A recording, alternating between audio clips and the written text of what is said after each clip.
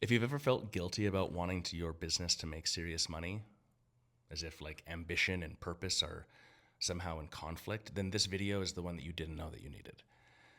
There's a word that most people in the business world have never heard of, and there's a reason that it's important because it describes exactly what you've been trying to build all along, and that word is Artha.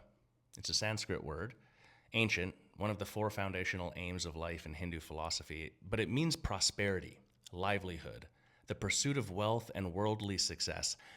Not in the way that the hustle culture that we talk about a lot means it, not in the grind until you break version, not that weird like success at any cost, just post the screenshot on Instagram and then ignore the burnout version. Artha is prosperity as a sacred pursuit. It's the conviction, and I mean the actual conviction, that creating wealth is a spiritual path. That what you build and how you build it and who you become in the process of building it, it all matters. That prosperity and purpose are not opposites, that freedom and integrity can live in the same business at the same time.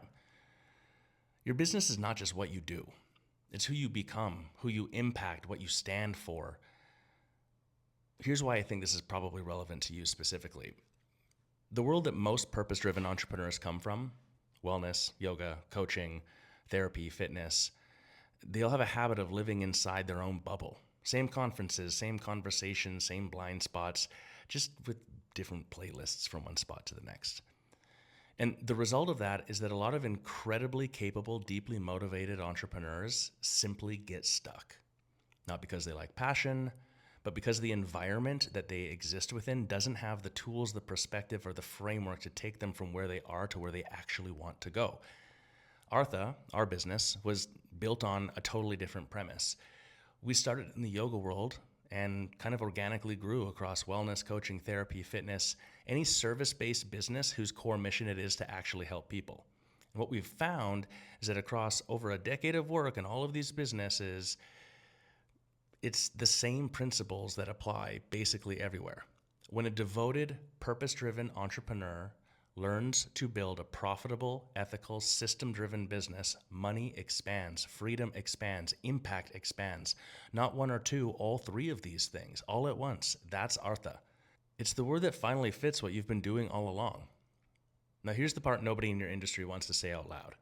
Businesses, not governments, not institutions, not nonprofits, are the most powerful drivers of social transformation in the world.